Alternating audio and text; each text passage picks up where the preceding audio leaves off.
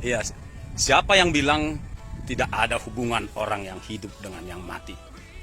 Buktinya Saul eh, mencoba minta nasihat dari Samuel yang sudah mati melalui seorang perempuan sihir. Gimana tuh? Di apa sih sebetulnya yang terjadi di dalam 1 Samuel 28 ayat 7 hingga ayat 20 itu? Kita perlu belajar, ya, kita perlu belajar secara teliti dan akurat apa yang sesungguhnya terjadi di sana supaya kita tidak salah mengerti. Kan gitu, saudaraku, ya.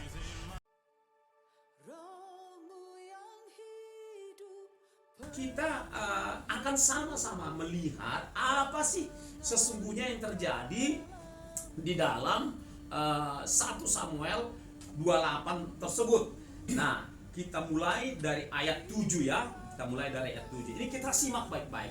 Kami berharap juga para joy lovers yang mendengar boleh buka Alkitab dari 1 Samuel 28 supaya perkara ini kita dudukkan benar ya, supaya perkara kita malam hari ini berdasarkan firman. Jadi jelas duduk perkaranya. Kan gitu saudara-saudara.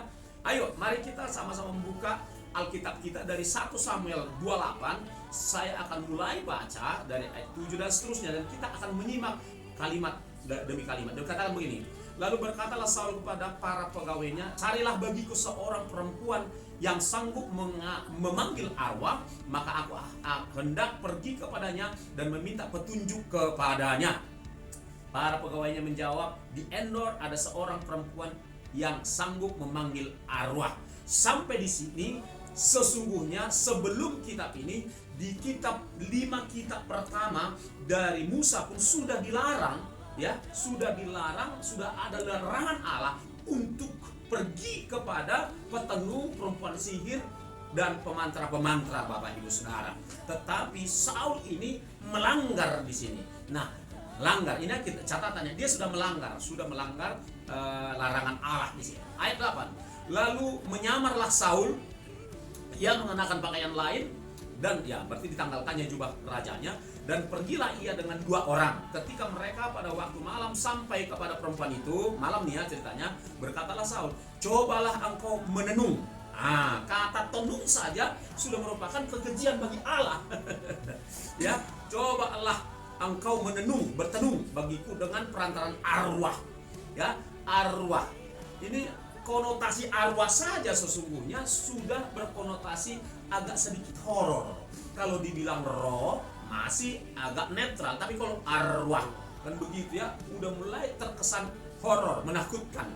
Dan panggillah supaya muncul kepadaku orang yang akan kusebut kepadamu. Kan begitu. Ayat 9. Tetapi perempuan itu menjawab, tentu engkau mengetahui apa yang diperbuat Saul. Ya, jadi dia tidak kenal bahwa orang yang berbicara kepada dia itu, kepada perempuan sini itu adalah Saul yang menyamar. Bahwa ia telah melenyapkan dari dalam negeri para pemanggil arwah dan roh peramal. Nah, Saul waktu masih berkenan sebagai raja batas bangsa Israel, dia sendiri menghabisi semua para pemanggil arwah. Kan begitu, para peramal.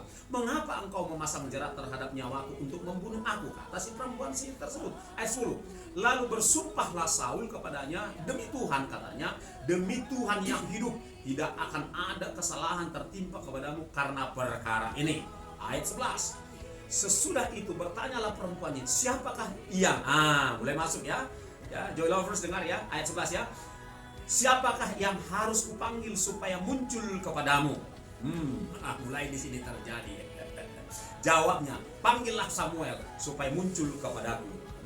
Oke. Ini mulai kita bayangkan praktek-praktek para dukun. Ini beginilah cara-cara prakteknya dukun, kan begitu ya. Masuk, dia pun sudah masuk ke situ. Siapa yang sedang ingin masuk ke area kegelapan, ya, praktek perdukunan. Ayat 12. Ketika perempuan itu melihat Samuel, ya, perempuan itu katanya melihat Samuel, berteriaklah ia dengan suara nyaring. Lalu perempuan itu berkata kepada Saul, demikian, mengapa engkau menipu aku? Engkau sendirilah Saul. Oke, sadar dia bahwa orang yang minta nasihat itu melalui dia adalah Saul. Oke. Lalu ayat 13, maka berbicaralah raja kepadanya, janganlah takut, ya. Tetapi di ayat 12 ini, di ayat 12 kembali ke 12. ketika perempuan itu melihat Samuel, ya kan? Pertanyaannya, benar enggak si dukun ini melihat Samuel? Kan begitu. Iya. Ya kan? Nah, di situ kita perlu bertanya, saudaraku. Benar nggak dia melihat Samuel? Nah, kalau saya bilang, ya mohon maaf nih, biasalah. Namanya paranormal yang tidak normal, biasa berakting kan gitu kan, mengaku-ngaku. Ya kenapa gitu? Kok Pak Pendeta menghakimi? Enggak menghakimi, saudara. Tetapi memang udah begitulah kebiasaan para dukun paranormal memperdaya orang, ya, menipu para pasiennya, meyakinkan orang dia ngaku-ngaku. Ya itu nggak perlu kita tutup-tutupin dong. Nah, berteriaklah ia dengan suara nyaring. Mulailah di sini terjadi adegan sinetronnya kan gitu. Kalau menurut saya itu, menurut keyakinan saya, berteriaklah ia dengan suara nyaring. Dia salah. Entah di mana dia yang tahu itu kan gitu, Pak Kedaren ya. Lalu perempuan itu, kan begitu kan. Maka ayat 13. Kita udah selesai dengan 12, masuk ayat 3. Maka berbicaralah raja kepadanya, jangan takut, ya, tetapi apakah yang akan kulihat, ya, tetapi apakah yang kau lihat? Nanya, makin masuk dia ini, makin masuk ke ke jerat permainan, ya kan, yang mengendalikan permainan ini kan si perempuan ini, ya kan. Sementara Saul makin tertarik dia. Nah, lalu di sini perempuan itu menjawab Saul. Perhatikan saudara-saudara, ayat 13. Aku melihat sesuatu yang ilahi muncul dari dalam bumi, Saul. Kira-kira begitu. Agak horor ya Pak. Agak horor. Agak gitu kan. Aku merinding dengar. Aku melihat sesuatu yang ilahi muncul dari dalam bumi. Kan gitu kira-kira perhatian. Nah, para Joy Lovers, coba garis bawahi, perhatikan kembali baik-baik. Aku melihat sesuatu yang ilahi muncul dari sorga. Dari sorga atau dari dalam bumi? Dari dalam bumi. Lah, dari dalam bumi kan gitu kan. Sementara Samuel itu adalah nabi Allah yang menjaga kekudusannya, menjaga ketaatannya sepanjang hidupnya. Dia adalah hamba yang setia, hamba Allah, hamba dia yang setia, yang senantiasa sepanjang hidupnya mengabdi total kepada Allah. Apa mungkin dia kok masuk ke bumi? Ini dia. Disinilah kuncinya untuk memahami apa yang terjadi di sini. Kan gitu kan? Aku melihat. Jadi Alkitab sebetulnya ini bagus dia, ya. Alkitab sebenarnya secara tidak langsung memberitahu kita bahwa apa yang terjadi di sini adalah semuanya permainan kan gitu. Karena Alkitab menuliskan ini, aku melihat sesuatu yang ilahi muncul dari dalam bumi. Alkitab ingin katakan kalau dia yang ilahi nggak mungkin muncul dari dalam bumi. Ya, kalau dia yang ilahi, dia yang surgawi. Kalau ilahi itu bahasa Inggrisnya divine, itu berbicara hal-hal yang dari atas. Kok munculnya dari dalam bumi? Nah, di sini sebenarnya sudah tuntas persoalannya. Nah, itu dia saudara-saudara. Kemudian mungkin ada komentar sebelum kita lanjutkan. Mungkin kayak gini, sudah terjawab ya bahwa si Samuel itu, roh yang dipanggil itu bukan Samuel sesungguhnya gitu. Itu ya, manipulasi daripada si iblis gitu Pak. Si iblis dan ini ambanya iblis ini, si perempuan ini. Manipulasi mereka berdua mungkin kayak kira-kira begitu lah Pak. Iya. Nah, satu pertanyaan yang menarik nih Pak. Si Saul kan dia kan sebelum dia itu pergi ke situ dia kan sudah mengenal Tuhan nih. Ya. Nah, apa sih yang membuat dia itu sehingga mau seperti itu? Apakah memang dia udah di titik terendah Tuhan meninggalkan dia sehingga dia frustrasi dia pergi ke situ, atau apakah karena dia sudah sering melakukan seperti itu gitu hingga dia mau gitu, padahal kan dia sudah mengenal Tuhan gitu. Dan coba Bapak hubungkan itu dengan zaman sekarang gitu, kenapa orang masih mau seperti itu, relasinya apa? Jadi lah, kita keep dulu pertanyaan itu. Saya ingin mengajak kita tuntas dulu memahami perikop ini ya. Nah, ayat 14. Kemudian bertanyalah ia kepada perempuan itu, bagaimana rupanya? Kan begitu kan? Jawabnya, ada seorang tua muncul berselubungkan jubah. Maka taulah Saul bahwa itu Samuel. Lalu berlututlah ia dengan mukanya sampai ke tanah dan sujud menyembah. Kita kupas dulu. Kita kupas ya. Ibarat mengupas bawang, mengupas apa lagi? Mengupas kacang. Kita buka dulu. Kita bongkar dulu apa yang terjadi di sini. Nah, yang mengaku melihat Samuel kan perempuan itu. Ya kan? Ya kan? Si Saul nggak ngeliat. Nah, jadi nggak ada saksi. Si perempuan itu yang mengaku telah melihat sosok ada seorang tua muncul berselubungkan jubah. Maka tahulah Saul bahwa itu adalah Samuel. Tahu Saul ini sok tahu. Ya, padahal bukan. Sok tahu, dia kan nggak ngeliat. Dia cuma kayak perasaannya sendiri. Udah Samuel lah itu. Berdasarkan ciri-ciri yang diucapkan oleh si perempuan sihir ini kan gitu. Dia pun lalu berlututlah ia dengan mukanya sampai ke tanah dan sujud menyembah. Nah, kenapa dia sampai seperti itu? Sehubungan dengan pertanyaan tadi, karena memang dia tidak taat, ya kan? Sebenarnya ada satu perintah yang fatal dilanggar oleh Saul, tidak ditaatinya, sehingga berakibat sampai kepada politik Israel dan Palestina hari ini. Apa itu? Yaitu bahwa ketika Allah memerintahkan Saul, bunuhlah semua suku Feris, Yebus, ini semua yang sempat menduduki tanah perjanjian itu, ya kan? Nggak dibunuhnya semua, bos. Nggak semua dibunuhnya.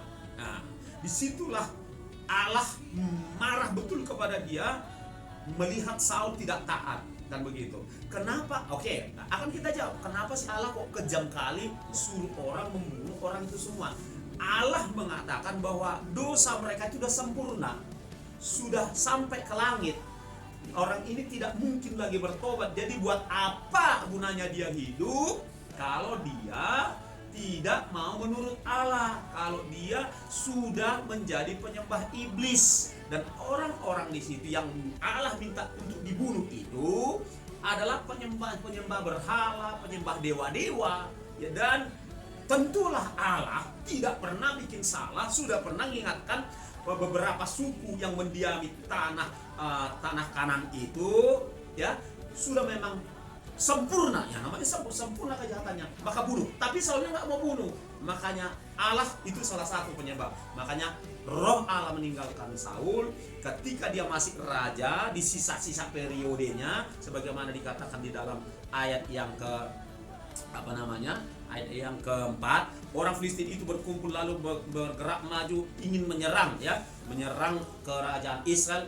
Nah, ketika Saul melihat tentara Filistin itu, ayat 5, maka takutlah ia dan hatinya sangat gentar, menggigillah itu, ketakutanlah dia itu. Sedangkan dia mencoba meminta petunjuk dari Allah, sudah putus hubungan, Allah sudah nggak mau berkomunikasi dengan dia. Si pembangkang, si orang raja yang tidak mau menaati perintah Tuhan, makanya roh Allah meninggalkan. Lalu ia tetap ingin mempertahankan kerajaannya dengan minta petunjuk dari arwah orang mati untuk bisa bagaimana mengalahkan bangsa Filistin.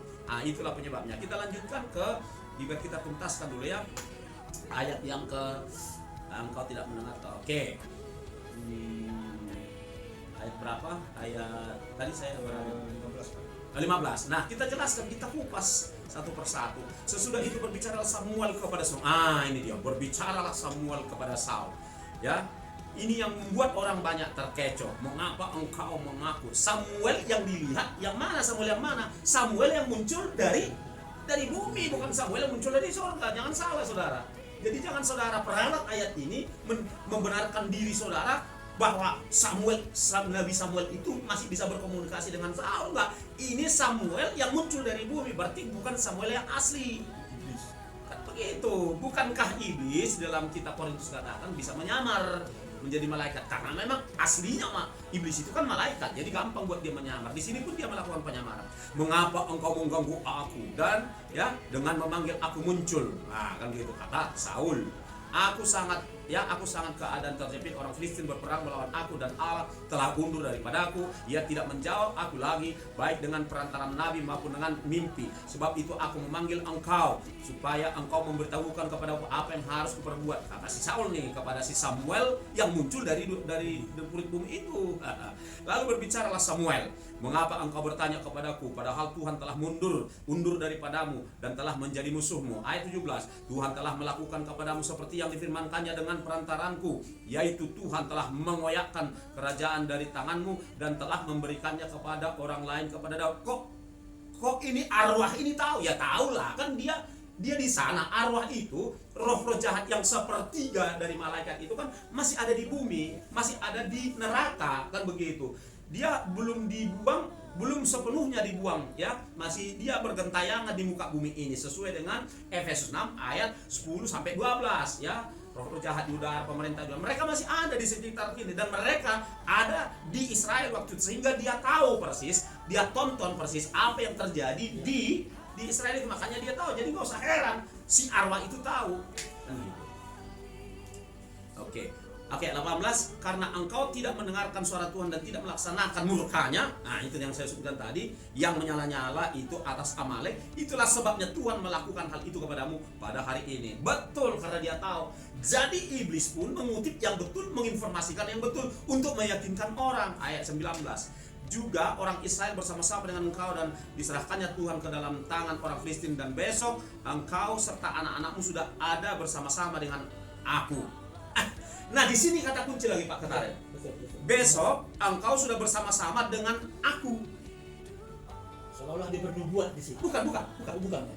Ini besok engkau bersama. Si pemberontak itu bakal bersama-sama dengan Samuel asli atau Samuel palsu. Di sini. Nah, di sini beginilah cara kita meminta pertolongan Roh Kudus mengerti kita. Besok engkau beserta anak-anakmu sudah bersama-sama dengan Daku di neraka, di Hades. Paham ya? Ya, pendengar harus paham ini. Ya, bagaimana mungkin bersama-sama dengan Samuel yang di sorga? Enggak lah. Karena keesokan hari terjadi perang dan mereka dibunuh. Juga tentara Israel akan diserahkan Tuhan ke dalam tangan orang Filistin. Ayat 20. Pada saat itu juga rebahlah Saul, memanjang ke tanah dan seterusnya, ya. Oleh karena perkataan Samuel itu. Ayat 21. Perempuan itu mendekati Saul lalu melihat bahwa Saul sudah terkejut. Dan ayat 22, sebab itu kiranya engkau pun mendengarkan permintaan budakmu ini, izinkanlah aku, dan seterusnya. Ini apa namanya, pelayanan seorang dukun kepada pasien seorang yang kaya raya. Itu nggak usah kita terlalu bahas, biasanya itu dilayaninya lah, diapainnya, karena PK-nya tinggi nih, gede ini, uang terima kasihnya si Saul mungkin sebab apa, bisa bayangkan lah, ya kan? Berapa ratus ekor lembu dan segala macam. Ya wajar aja, dia namanya pasien kaya, terkaya di negeri itu waktu itu, dia melayani itu. Jadi gak usah heran ya kalau soal itu, ya, itu nggak perlu kita bahas sekali tuh. Yang perlu saudara dan kita sekalian mengerti, baca nanti 1 Samuel 29, di situ terjadi peperangan itu dan Saul mati. Tentara Israel banyak yang mati, saudara-saudara. Terjadi apa yang diucapkan oleh si Samuel yang dari dalam bumi itu. Kok dia tahu? Ya namanya dia ada di alam roh, dia tahu, dia bisa tahu apa yang akan terjadi. Karena firman Allah berkata bahwa si Lucifer itu, iblis itu adalah gambaran kesempurnaan. Dia nggak sempurna tapi gambar. Jadi banyak dia tahu, gitu. Jadi gak usah heran ya para pendengar Joy FM berapa? JFM 101. Ya kan gitu. Jelas ya, udah tuntas ya. Jadi jangan lagi terkecoh. Ayo silakan. Ya, karena kita